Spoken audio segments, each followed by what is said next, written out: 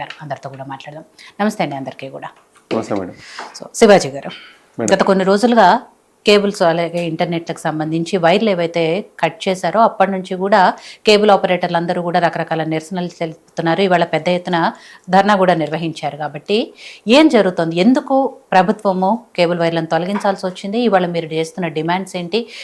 గతంలో కూడా చాలాసార్లు ఇట్లానే విద్యుత్ శాఖ అంటే ప్రమాదాలకు గురై చనిపోయిన వాళ్ళు ఉన్నారు. ఎప్పుడు లేని నిరసన కానీ లేకపోతే ఇలాంటి కేబుల్స్ కట్ చేయటం కానీ అనే అంశము ఇప్పుడు ఎందుకు తెర మీదకి వచ్చింది? మీరు ఇప్పుడు ప్రభుత్వాన్ని ఏం అడుగుతున్నారు? ఇద్దరి మధ్య ఏం జరుగుతుంది అసలు? ఎస్ మేడం, ప్రీవియస్లీ ఇంత పెద్ద ఎత్తున ఎప్పుడు జరగాలి ఫైబర్ కటింగ్స్ కానీ ఇంత ఇంత రియాక్షన్ కూడా గవర్నమెంట్ నుంచి మేము ఇప్పుడే ఎక్స్పెక్ట్ చేయలేదు. అంటే ఈ గవర్నమెంట్ కాంగ్రెస్ ఉండనివ్వండి, వాట్ ఎవర్ టీఆర్ఎస్ ఉండని, ఎవరు కూడా ఇంత సీరియస్ యాక్షన్ తీసుకోలేదు.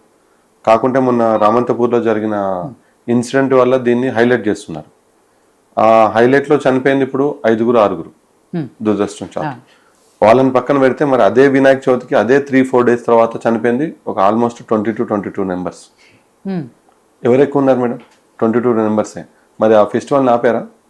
ఫెస్టివల్ లేకుండా అదే మీరు 20 ఫీట్ 30 ఫీట్ ఎందుకు తెస్తున్నారు గణేషుని? మీరు అదొక 10 ఫీట్ 12 ఫీట్ తెచ్చుకుంటే ఈ 20 మెంబర్స్ చనిపోయే వాళ్ళు కాదు కదా అని గవర్నమెంట్ ఎక్కడని చెప్పిందా? ఒక చిన్న మెసేజ్ ఎవరికన్నా ఇచ్చిందా? అంటే నాట్ ఓన్లీ కాంగ్రెస్ అని చెప్పట్లేదు మేడం, నార్మల్ అందరు గవర్నమెంట్ ఎవరైనా సెంట్రల్ ఎవరైనా చెప్పాలి. బీజేపీ కానీ కాంగ్రెస్ కానీ టీఆర్ఎస్ కానీ చెప్పరు, వాళ్ళకి భయం. ఎందుకంటే దేశం అంతా వ్యతిరేకం వస్తుందండి. సో ఇక్కడ ఏం చేసిరంటే మేడం, మొత్తం కేబుల్ టీవీ వాళ్ళది రాంగ్ అని చెప్పి చూపించేస్తున్నారు. సరే మేడం, కేబుల్ ఇలానే నేను ఒక మీడియా వాళ్ళు కొంతమంది వచ్చారు మేడం మా ఏరియాకి. వచ్చినప్పుడు నేను చూపించాను, వాళ్ళు మీ కేబుల్ వైర్లు వాళ్ళని చనిపోయారని చెప్తే నేను ఏం చేసిన అంటే మేడం, ప్లగ్ అంటే మన ప్లగ్ ఉంటుంది మేడం, ప్లగ్ పాయింట్. ఇప్పుడు ఈ లైట్ ఎలా వస్తుంది మనకి ప్లగ్ పాయింట్, ఆ ప్లగ్ లో ఫైబర్ పెట్టి నేను ఇంకో ఫైబర్ ఒక ఎండ్ దాంట్లో పెట్టి ఒక ఎండ్ నా నోట్లో పెట్టి చూపించాను. నాకు షార్ట్ కొట్టలే, నాకేం కాలే కదా. పాస్ అవ్వదు మేడం, రబ్బర్ మేడం అది. ఇప్పుడు దీనిలో ఎలా అంటే అది కూడా రబ్బర్ అయ్యేది. సో అదొకటి మేడం. నెక్స్ట్ ఇంకోటి నేను ఏం చెప్పాలనుకుంటున్నా అంటే, ఓకే ఆ రోజు ఎలక్ట్రిసిటీ షార్ట్ సర్క్యూట్ వల్లనో కేబుల్ వైర్ వల్లనో పక్కన పెడితే మేము ఆల్మోస్ట్ మేడం 1991 నుంచి ఫీల్డ్లో ఉన్నాం. ఇప్పటి వరకు ఒక ఆపరేటర్ కానీ ఒక ఎంప్లాయ్ కానీ కేబుల్ టీవీలో పనిచేస్తూ చనిపోలే కరెంట్ షాక్ వల్ల. ఎందుకు చనిపోలే మేడం? ఎందుకంటే అక్కడ కరెంట్ షాక్ అనేది తలగదు, కరెంట్ షాక్ రాదు మా దాంట్లో. ఆ రోజు జరిగింది ఏంటంటే మేడం 11 kV వైర్. నార్మల్గా మేడం మనం ఇక్కడ మాట్లాడుతున్నాం అంటే ఇది టీవీ ఛానల్, రోడ్ మీద మనం మాట్లాడట్లేదు.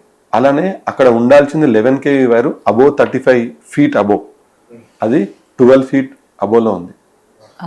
ఆ రోజు మేడం శ్రీకృష్ణ భగవాన్ ఏదైతే జరిగిందో ట్రౌసర్ అంటారు మేడం, సార్ వాళ్ళకి కూడా తెలిసి ఉంటే కార్తిక్ సార్కి ఇంత హైటే ఉంటుంది. అది వచ్చేసి 1 ఫీట్ మేడం, హాఫ్ ఫీటే. దాని మీద 9 ఫీట్లో దేవుడు ఉన్నారు శ్రీకృష్ణ భగవాన్ టెంపుల్. అంటే ఎంత మేడం 10-11 ఫీట్లోనే 11 kV వైర్ కింద పడి ఉంది. ఈ ఏదైతే దేవుడికి సైడ్ లో కట్టలు కట్టారో అది తలిగి కింద పడ్డది.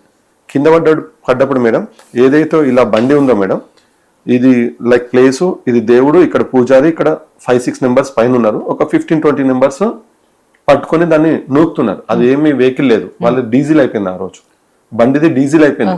జస్ట్ 100 మీటర్స్ లో బండి పార్క్ చేయాలి, అయిపోయింది. ఆ రోజు యాత్ర అయిపోయింది. ఆ యాత్ర మూమెంట్లో డీజిల్ అయిపోయింది మేడం. మీరు ఎంక్వైరీ చేయొచ్చు. అందరు నూకుతున్నారు మేడం. ఈ కట్టె తలిగి ఈ వైర్ అనేది దీని మీద పడ్డప్పుడు నూకుతున్న వాళ్ళు 16 మంది ఎగిరి పక్కన పడ్డారు. పైన ఉన్న వాళ్ళు 5 చనిపోయారు, స్పాట్ డెడ్.